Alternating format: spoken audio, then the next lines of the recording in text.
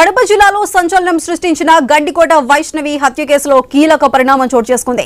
Lie detector పరీక్ష ద్వారా నిజాలను బయటపెట్టనున్నారు. ఈ క్రమంలో కుటుంబ సభ్యులకు నోటీసులు జారీ చేశారు పోలీసులు. వైష్ణవి సోదరులు కొండయ్య, సురేంద్ర, ప్రియుడు లోకేష్ కు హాజరు కావాలని తెలిపారు. లై డిటెక్టర్ ద్వారా చివరి అస్త్రాన్ని ప్రయోగించనున్నారు పోలీసులు.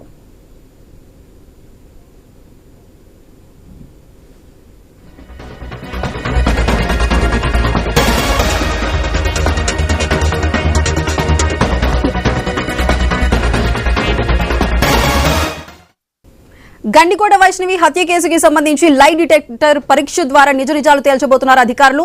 దీనికి సంబంధించి మరింత సమాచారం మా ప్రతినిధి శ్రీనివాస్ అందిస్తారు.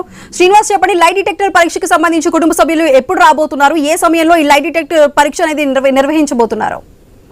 దాదాపు నెల కావస్తున్నప్పటికీ కూడా ఈ కేసు విచారణ కూడా కొలికి రాకపోవడంతో మొత్తం కుటుంబ సభ్యుల మీద, అలాగే ఏదైతే లోకేష్ మీద కూడా అనుమానాలు సాగిస్తున్నట్టు తెలుస్తుంది. అయితే టెక్నికల్ ఎవిడెన్స్ దొరికేందుకు కూడా ప్రస్తుతం పలు విధాలుగా కూడా పూర్తిగా గండికోట పరిసర ప్రాంతంలో ఏదైతే వైష్ణవి తిరిగిన అమ్మాయి కూడా టెక్నికల్ ఎవిడెన్స్ లభించే దిశగా కూడా చేసినప్పుడు కూడా పూర్తి స్థాయిలో కూడా దొరకపోవడంతో ప్రస్తుతం ఏదైతే కుటుంబ సభ్యులు అన్నం సురేంద్ర, కొండయ్యతో పాటు అలాగే ఏదైతే సన్నిహితంగా ఉన్నటువంటి లోకేష్ మీద కూడా ప్రస్తుతం లైవ్ డిటెక్ట్ పరీక్షలకు కూడా ప్రస్తుతం అనుమతి లభించినట్టు తెలుస్తుంది. నేపథ్యంలోనే మరి పూర్తిగా పోలీసులు కూడా లైవ్ డిటెక్టివ్ పరీక్షల నిమిత్తం కూడా ప్రస్తుతం మరింత సమాచారం, అసలుకి ఈ సూత్రధారు ఎవరు, హత్యకు కావాల్సినటువంటి పరిస్థితులకి ఎవరు మూల కారణం అనేది కూడా పోలీసులు ఆ దిశ కూడా అడుగులేస్తున్నారు. ఇప్పటికే పూర్తి అనుమతులు లభించిన నేపథ్యంలో ప్రస్తుతం వైష్ణవి హత్య కేసు సంబంధించిన పూర్తిగా అసలు నిందితులు ఎవరనేది కూడా పోలీసులు రాబట్టే ప్రయత్నం చేస్తున్న నేపథ్యంలోనే ప్రస్తుతం డిఐజీ కర్నూలు డిఐజీ కూడా కోయ ప్రవీణ్ కూడా పూర్తిగా